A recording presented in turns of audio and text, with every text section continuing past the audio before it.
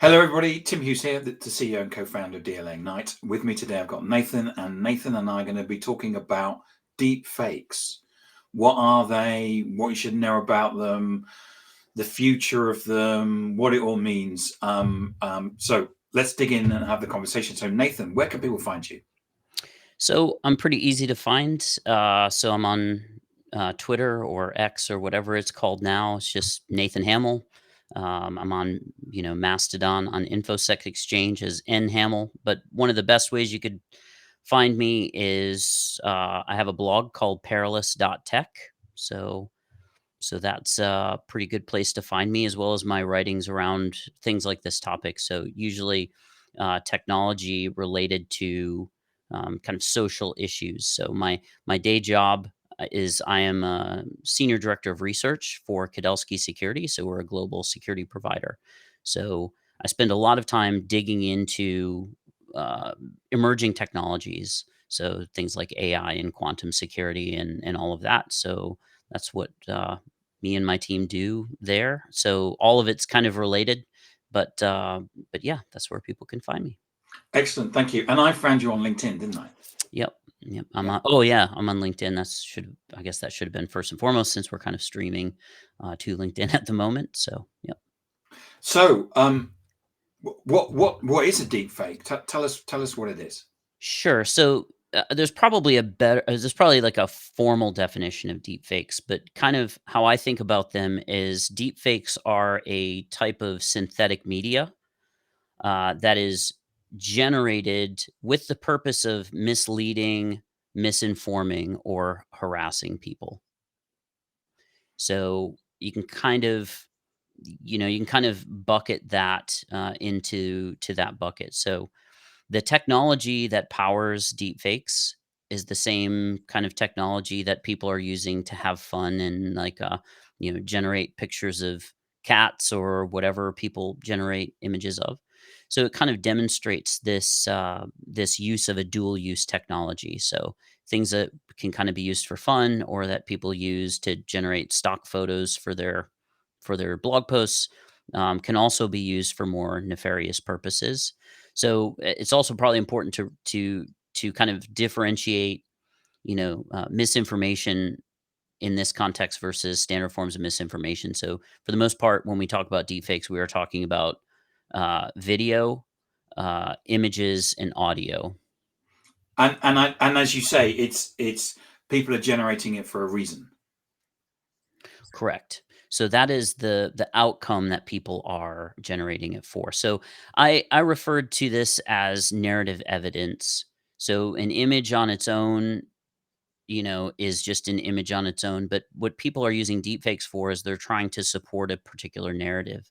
So, for example, if wanted to generate an image of the U.S. president, waving a. So say the U.S. president was planning a trip to Yep. to China, and maybe opponents of the president wanted to generate an image of solidarity with China, so they generate an image of the president waving a Chinese flag. So that didn't happen, but the narrative that people are trying to create is different than the reality of the situation, and that's kind of where deep fakes come into play. So they're trying to prove that that a particular incident may have happened that supports a larger And there's narrative. a psychological condition that we all have, which is covered in the book Thinking Fast and Slow, which is generally we jump to a conclusion, we look at it and go, "Oh my God, the president is supporting China," and then we don't actually sit down and go, "Actually, that can't be right. That's got to be a fake."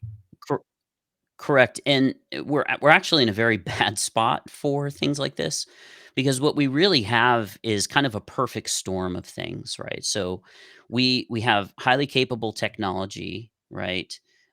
We have entrenched ideologies, and all of this is happening in an environment with ever decreasing confidence in institutions and experts. So a lot of times the deep fake itself, when you or let's just call it any kind of misinformation or a photoshopped image or anything, when you point it out to people in a highly entrenched ideology and you say, hey, look, that was fake, they may say, I don't care whether it's fake or not. It supports the intent of my ideology and my Okay, yeah, beliefs. So we always kind of apply, regardless of how smart anyone is, we always kind of apply our biases yes, first, and that was kind of in Thinking Fast and yeah. Slow as well. So we're kind of creating a mental model of the world. We're seeing how things fit into it, and then having a gut response. I mean, most people don't read the articles they share. They look at the headline, share it because of the headline, regardless of the content. Yeah, I had it this week where I was interviewed on a podcast, and I made a number of comments. But the person put the podcast out with this is a question, and people just answered the question. They didn't actually listen to my answer on the podcast. Classic. Ah, yeah. I mean, so that kind of does get into the snippets and quotes thing, because a quote by its very nature is out of context. So, yeah, we that's the fast world that we live in. And it can be that people are sending or creating deep fakes because they want to elicit money from you. So similar to you getting email from people saying, I've got some money that I need to get out of customs, and if you send me $20,000, it will get the money out or something like that.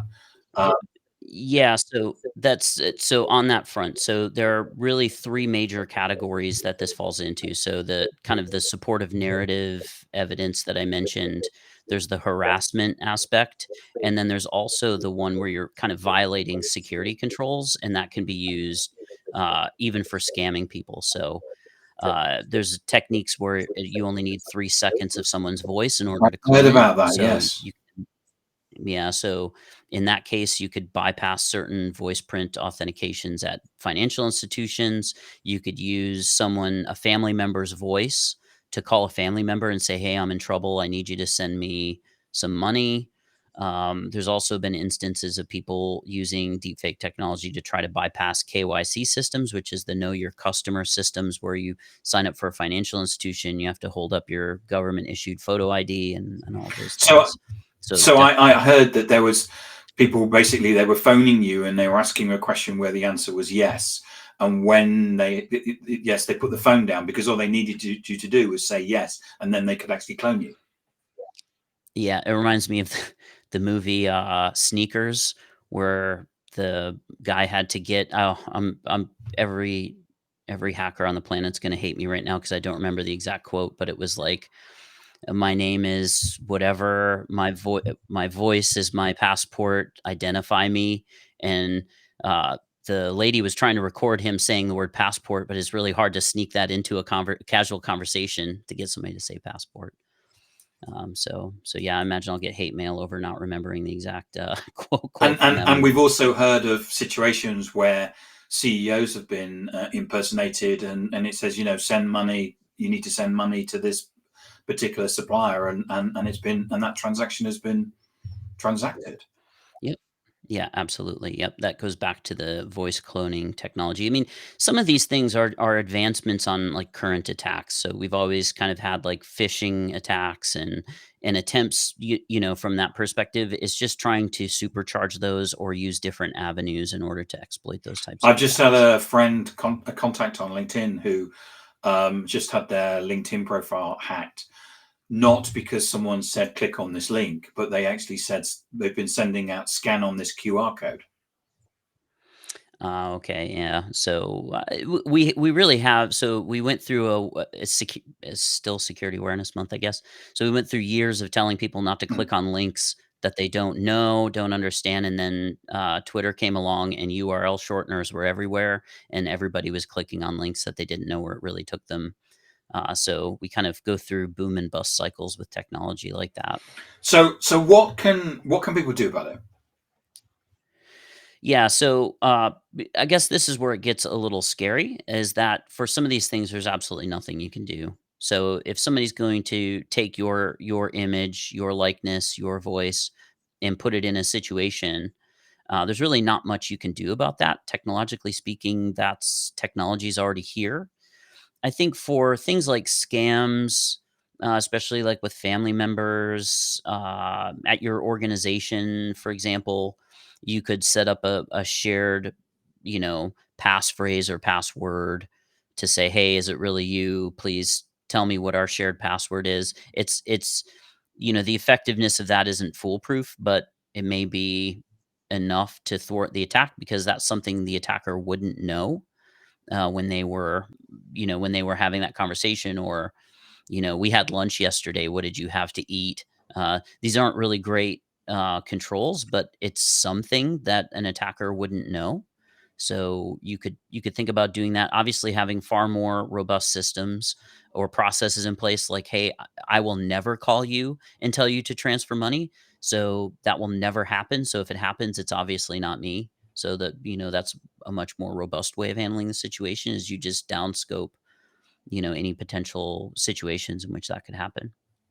I guess there's been this as the technologies change, 20, 30 years ago, we had chain letters when everybody sent each other Yeah. letters. Then we had, spam and phishing emails when email came out, probably in the 90s. Yeah. And we've had that in the last 30 years. And I guess this is just an ongoing use of the technology that we have. And with any use of technology, there's good and there's bad, isn't there? Yeah, yeah, and the "I love you" letter, which kind of built upon the fact that chain letters existed because people wanted to know who loved them, and then they would get infected with a virus. Yeah, to a certain extent, that's the case. I mean, this is in kind of the next evolution of this, of the technology, and where it really becomes problematic for a couple reasons. Let's talk about the misinformation and narrative evidence aspect, which is what most people kind of focus on. Yeah. If we had kind of robust institutions that people had high confidence in, we could go and find out whether something was real or fake. If we had some of this blame, so I kind of came up with something I call the generative misinformation cycle, and it kind of talks about generating misinformation, amplifying it, increasing engagement, and all in the hopes of an outcome. Well, our social media platforms have algorithms that tend to amplify the worst aspects of this type of misinformation. It's not, people don't generate deep fakes to spread messages of positivity and kindness, right? So these are usually meant to aggravate people's biases and to get people riled up. So those are things that the social media platforms tend to amplify more often. If misinformation wasn't amplified, it would be highly ineffective. But we kind of have these systems that kind of help amplify these sorts of negative messages. And not to put all of the so the algorithms are certainly the social media's fault. I think a lot of people oversimplify social media. They think of it as an application that they use. They put things in and people share things with them. But what we're talking about is a highly complex ecosystem across multiple geographic regions with multiple geographic laws and all of these different things. It's a highly complex organism. So a lot of times I hear people saying, "Well, I don't understand why Facebook just doesn't take all that down, or they just don't do, or Twitter doesn't just do X, Y, or Z," and they don't understand. They probably can't. The resources, the complexity of the issues is just it's not in their capabilities to be able to do that in any realistic fashion. Yeah, I mean, one of the classic things is that you should be able to have to use an ID to use social media. But it's always been pointed out that there are certain countries like Myanmar and stuff like that where actually using social media is actually, and going against the government, some in our world is actually seen as a positive thing. Yeah. And many a dictator would love to get their hands on all the IDs of everybody using and saying things bad about them. Yep. Yeah, absolutely. I go back and forth with that. I don't think using your real name stops misinformation. I mean, we've kind of No. seen that that doesn't happen. I mean, a lot of things that I see are posted by real people using the real names, verified check marks. I mean, these are real people posting this stuff. So, or at least amplifying it.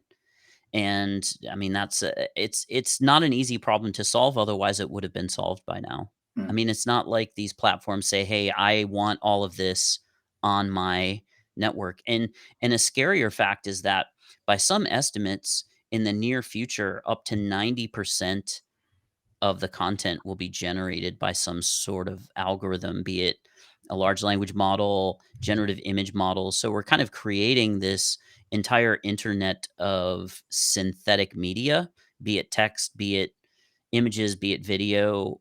And that's actually kind of a scary thing to get into. I mean, when we talk about elections, like I think that a lot of this misinformation and deepfakes, you are going to hear a lot of stories in the next year or so around the impact of these things.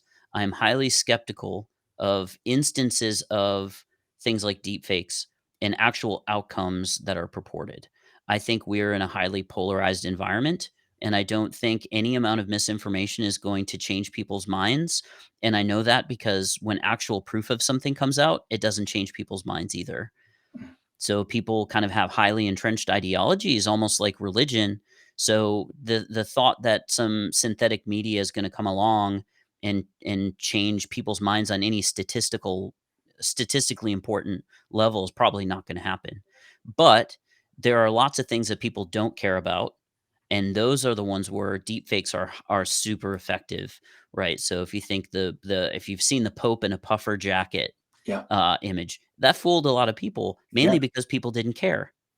They didn't have He looked highly, cool though, didn't he? I think. I yes, mean, yeah, I mean, it was actually a positive thing. yeah. He should have actually went out and bought the coat and then Yeah. had a photo taken, and everybody would have thought it was a deep fake. So Yeah. yeah.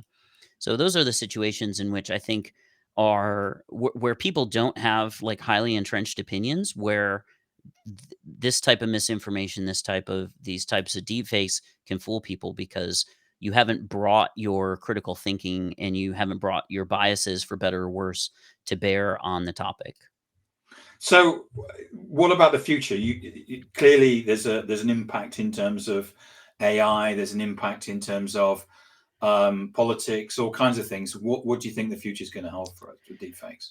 Yeah. So I think that there will be much more. So I originally broached this issue back in 2020, and when I relaunched my blog, I kind of started with this because I thought that there was too much hype around the deepfakes in support of like narrative evidence, and I was trying to point out the fact that the kind of the real legacy of this could be in its use to harass people. Yep. So I mean, putting normal well, I say normal, like let's say putting average people who don't have a huge public presence, who don't, who aren't celebrities, putting them in situations in which they were never in and using that to harass people. Because in that case, once again, it doesn't matter whether the evidence of them doing something is real or not, it's used in that form.